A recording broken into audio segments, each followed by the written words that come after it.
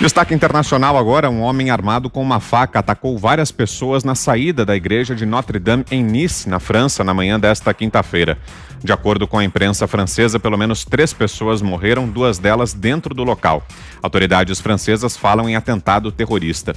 O jornal francês Le Parisien informa que pelo menos uma das vítimas foi degolada pelo agressor, que tentou se esconder em um banheiro dentro da igreja depois do ataque. Ele foi baleado e preso pela polícia. Ainda segundo a publicação francesa, o prefeito de Nice, Christian Estrosi, teria afirmado que o assassino, enquanto era socorrido, repetia a frase Allahu Akbar, Allah é grande em português. Estrosi comparou o ataque em Nice ao do professor Samuel Paty, morto há 13 dias por um adolescente muçulmano após mostrar caricaturas do profeta Maomé durante uma aula. E sobre isso, nós temos um convidado agora em Os Pingos nos Is. Vamos conversar com o jornalista e diretor do jornal Brasil Sem Medo, Bernardo Kister. Bernardo, que é um grande estudioso de questões ligadas à cristofobia, vai conversar conosco aqui. Boa noite, Bernardo. Obrigado mais uma vez pela entrevista, pela sua presença aqui no programa. Boa noite, Vitor Brown, boa noite, Zé Maria Trindade, Ana, Fiuza, Augusto Nunes, é um prazer estar aqui.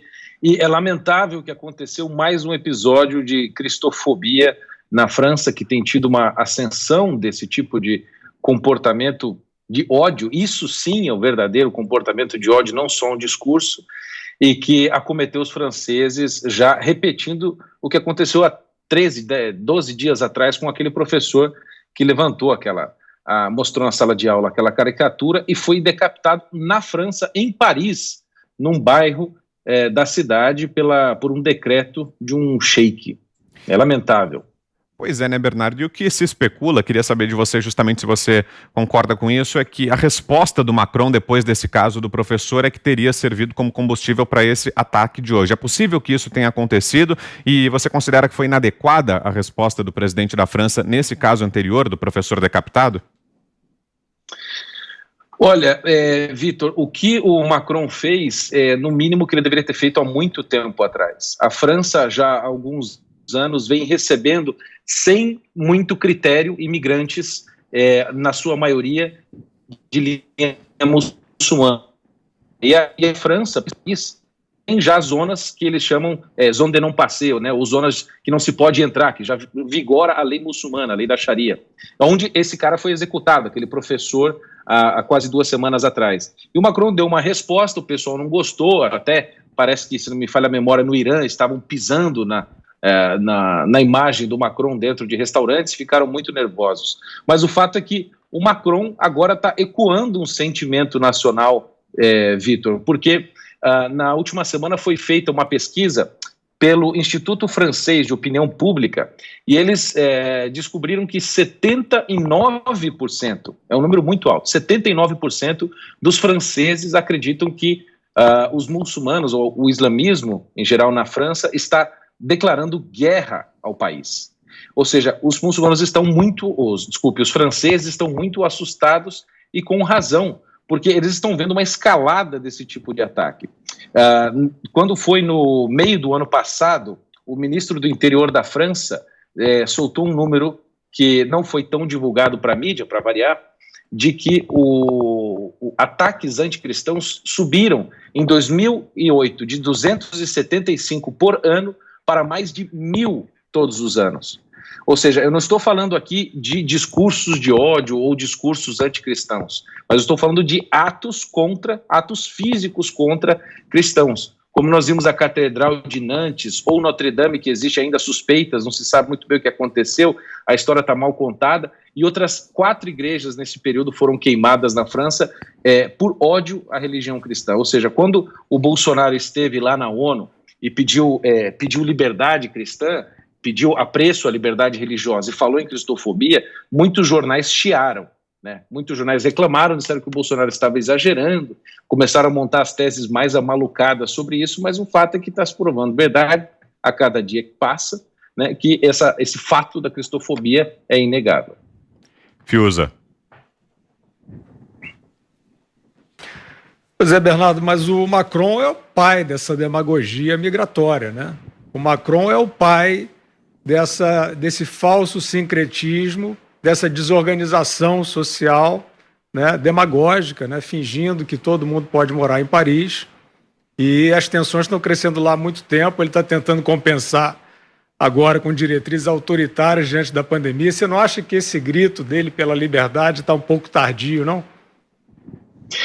Fiuza, está completamente tardio, ou seja, ele já está, assim, ele está no meio do campo de guerra, né, praticamente com a batalha perdida, começando a levantar a bandeira chamando os soldados para a guerra. Né? É lamentável isso, porque o povo francês já se cansou dessa situação.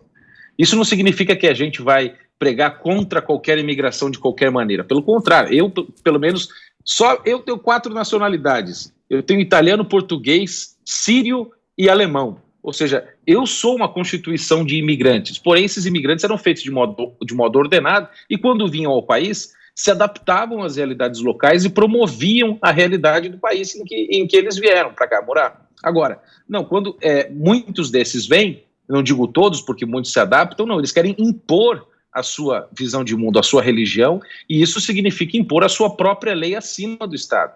E o Macron sempre teve esse discurso fraco, um discurso acolhedor, que por um lado acolhe os imigrantes, principalmente muçulmanos, e acaba deixando os franceses de lado. Essa pesquisa que eu disse, Fiuza, do Instituto Francês de Opinião Pública, mostra isso, são 80% da população já se sente ameaçada por esse excesso de imposição de ódio que os muçulmanos, não digo são todos, mas um grande número de ataques vem acontecendo, isso está assustando a população, ou seja, é um grito tardio e que eu espero que não seja tarde demais. Com certeza, Fiuza, você conhece aquele livro do Michel Houellebecq, O Submissão, e em que ele narra nesse livro como um muçulmano moderado, um professor acadêmico, lembra um pouco o Macron, né? Ele chega ao poder na França e ele tenta fazer uma acomodação e não consegue e se sente pressionado pelos próprios muçulmanos. Né? Ou seja, o Macron está com o machadinho já perto da cabeça dele. Eu espero que não seja tarde demais para ele ter um discurso de liberdade para os franceses. Augusto. Bernardo, além dessas duas manifestações aí de violência total, nós tivemos o caso do Charlie Hebdo, não podemos nos esquecer. Agora, o que me espanta e me incomoda mesmo é o silêncio da comunidade muçulmana, porque você sempre vai conversar com alguém, aparece sempre alguém dizendo, não, o Islã não é assim, o Corão não é assim, eles representam uma minoria, os terroristas, né, os assassinos. Só que eu não vi nenhuma manifestação, jamais, né? Manifestação contrária ao terrorismo, manifestação de rua mesmo da comunidade islâmica. Isso acontece porque eles sentem medo dos terroristas, por cumplicidade ou pelas duas coisas? Olha, Augusto, falar de interpretação das leis ou do entendimento que o Islã tem é uma coisa muito complicada. Apesar de ter esta barba que parece um jihadista, eu sou católico. Né? Apesar de ter origem síria, os meus antepassados eles eram católicos sírios. Agora a questão é a seguinte, Augusto, você nunca vai ver um muçulmano condenando. O máximo que eles podem fazer em relação a atos terroristas contra o que os muçulmanos chamam de Dar al-Harb, que seria a casa da guerra, que são aqueles países e aqueles locais que não se submeteram ao Islã, né, o máximo que eles vão fazer é o silêncio, eles não vão se pronunciar, eles nunca vão condenar, porque em algum modo eles estão aquecendo, estão concordando com aquilo, porque o Islã se divide de duas maneiras, ou seja, eles entendem o mundo de dois modos, eles dizem que tem o Dar al-Islam, que seria a casa da submissão, que são os países e os lugares que se submetem à lei do Islã, e os outros lugares, como por exemplo o Brasil, os Estados Unidos, a França, seria o Dar al-Harb, que são a casa da guerra, os lugares que estão ainda por ser conquistados, porque o Islã desde o princípio é um projeto de religião política. Então quando a gente fala, por exemplo, de islamismo radical, ou Islã não radical, não é uma diferença de qualidade, ou seja, que o cara é mais ou menos islâmico, não, ele só tem um grau de intensidade de demonstração da religião.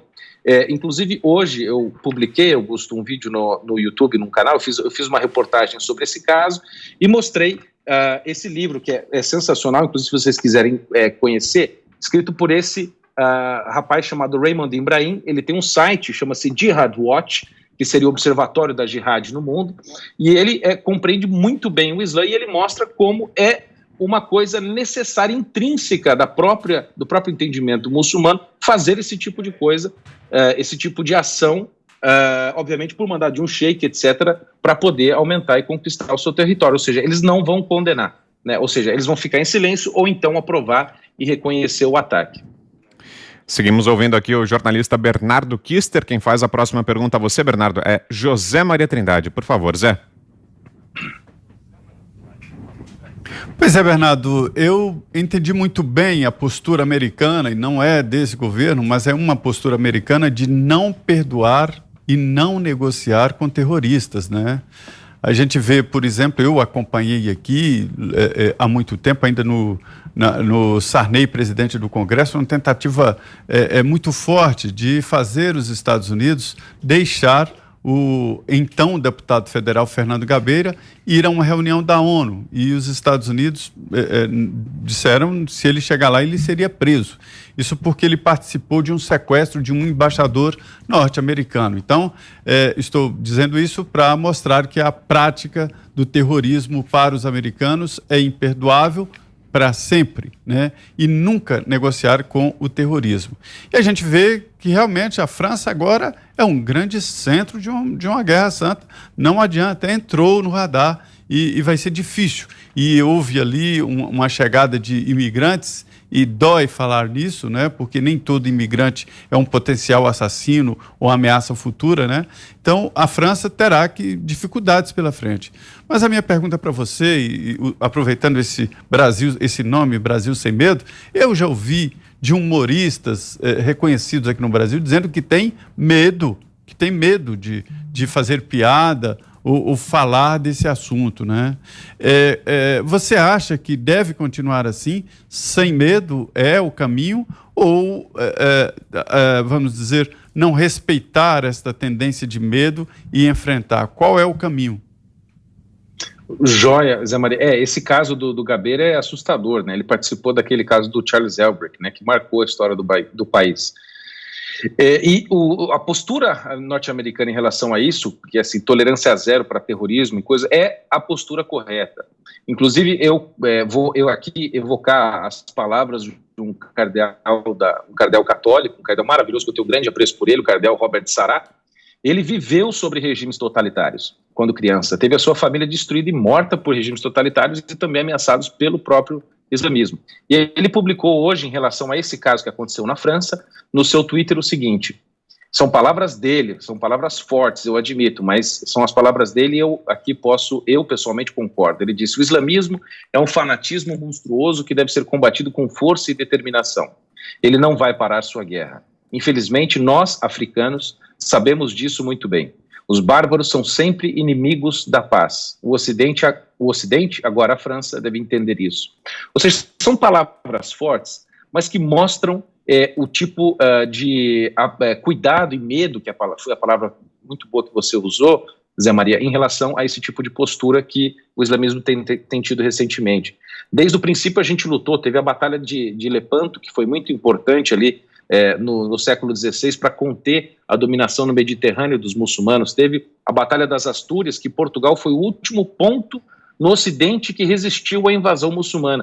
Se os portugueses não tivessem resistido com o capitão e general Pérez, naquela época, lá no século VIII, nós estaríamos falando árabe, provavelmente, hoje, né? Então, infelizmente, é um tipo de medo que a gente tem que é saudável, e nem todo medo é ruim. Alguns medos são bons. Por exemplo, eu tenho medo de sair nadando inescrupulosamente no oceano, ou tenho medo de, sei lá, atravessar um rio com piranha, ou com cândiro, aquele peixe bem terrível da Amazônia, ou entrar num rio que eu não sei se tem jacaré. O medo é uma coisa que nos mantém vivos. Agora, nós, por isso, não podemos ter medo de expor, por exemplo, no meu caso como católico, a minha fé e morrer por isso. A história dos mártires da igreja é escrita com sangue, porque eles não tiveram medo, apesar das ameaças, de manifestar sua fé. Ou seja, o medo, nesse sentido, está ajustado à realidade, Zé. Ou seja, o medo que é errado é aquele que é desproporcional com a realidade. Por exemplo, você, sei lá, disparar um 38 numa barata, você está tendo um medo errado, você está maluco, né? Ou seja, você vê, sei lá, 200 tigres vindo na sua frente com fome e você fica parado num sentimento, você também está louco. Então, assim, eu acredito que a posição dos franceses que estão com medo agora, 80% deles, é uma posição de um medo consciente, ajustado à realidade, e que estão vendo essa escalada da violência islâmica acontecer no país. Eu vi isso acontecer no interior da França, Zé. Eu tive lá ano passado, na França, em outubro, e fui no interior da França, ali na Alsácia, numa pequena cidadezinha, e eu vi essas zonas, né, zona de não passar, essas zonas em que você, como um ocidental cristão, e eu ando sempre com uma cruz aqui, você não pode entrar se você não for reconhecido pela comunidade, ou seja, já existe um Estado dentro do Estado. Até onde isso vai? Então, resgatando aquela pergunta que foi feita muito bem pelo Fiuza, eu acho que o discurso do Macron está vindo muito tarde, e os franceses já estão começando a olhar a Marine Le Pen com outros olhos, porque ela representava para a comunidade francesa uma postura mais firme contra esse tipo de problema que eles estão tendo lá agora com o islamismo radical. Ana Paula, sua pergunta. Bernardo, eu ia te perguntar exatamente sobre o cardeal Robert Sarah, que eu gosto muito, sigo também, eu também sou católica, então acompanho bastante as publicações dele. E dentro disso que você acabou de falar, né, sobre o medo, sobre o que o cardeal Sarah falou hoje, ou seja, ele colocou as palavras certas onde elas tinham que ser colocadas diante dessa situação.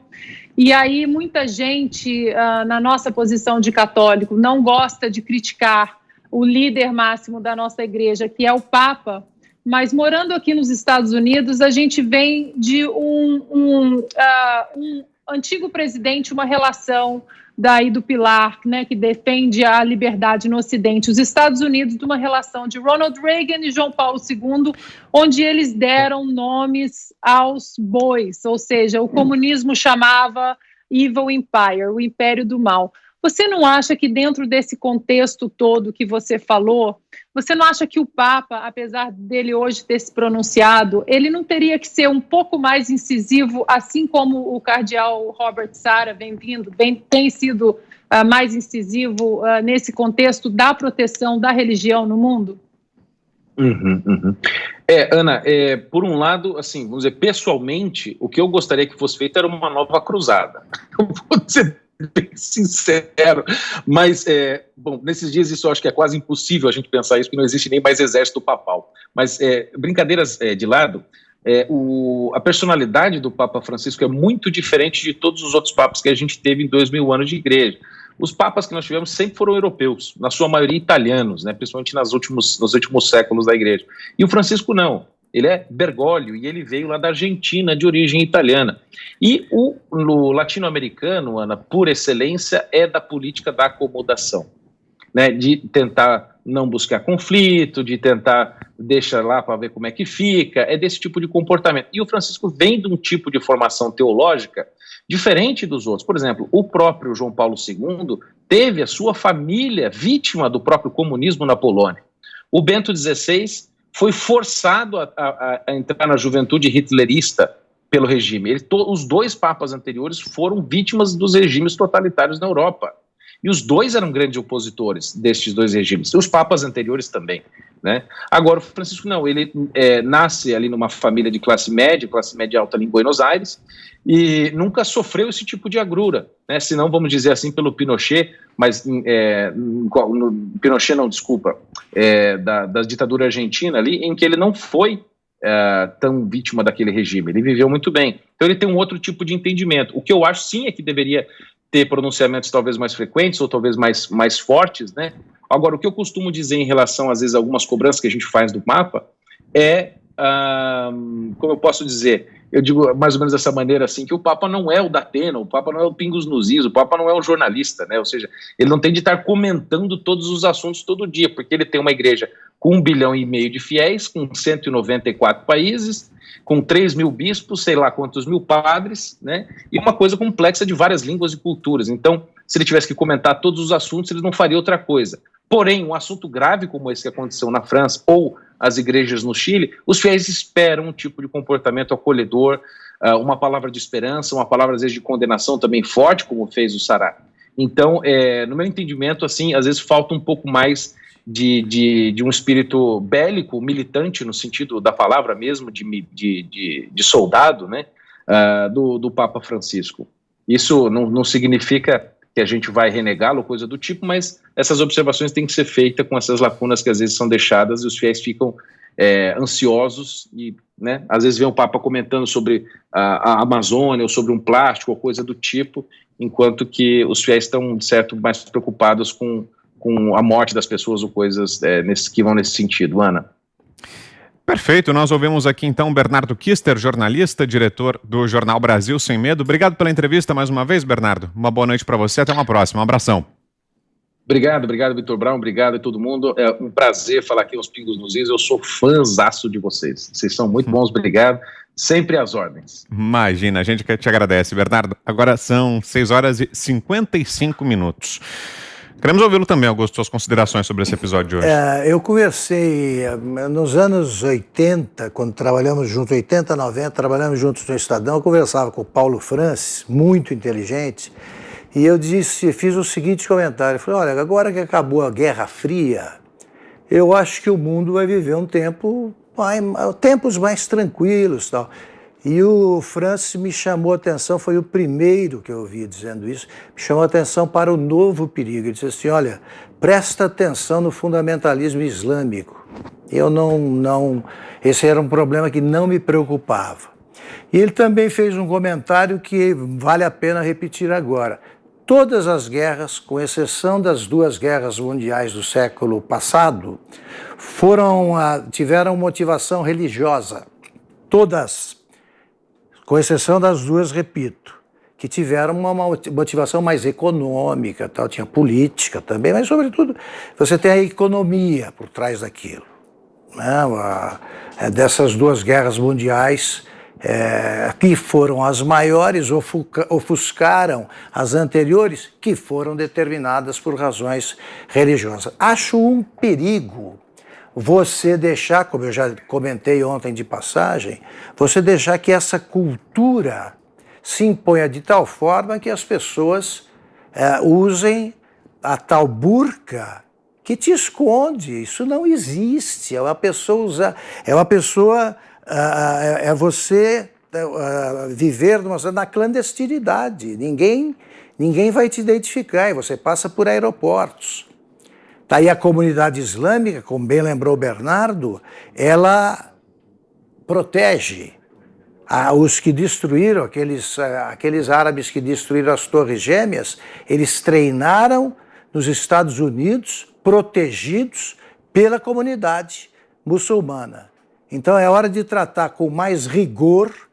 Isso aí o Brasil tem que prestar atenção, ainda não vive esse problema, mas todo mundo está exposto a ele por um motivo muito simples. Os muçulmanos acham que quem não é muçulmano é infiel e não merece viver. Ponto. É disso que se trata.